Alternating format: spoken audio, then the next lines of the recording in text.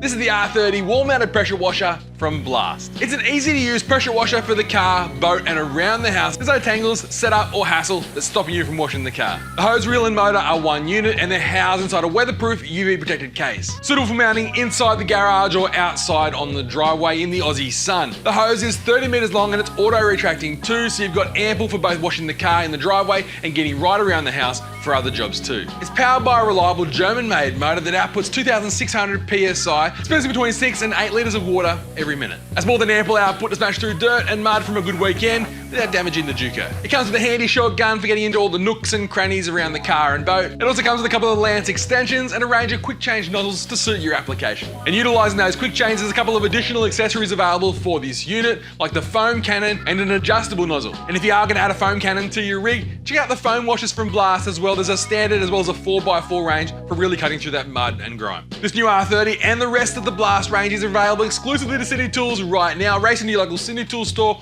or head over to our website for the full specs. To order online, if you have any questions, as always, hit me up in that comment section down below. Until next time, I'm Tim, and thanks for watching Sydney Tools TV.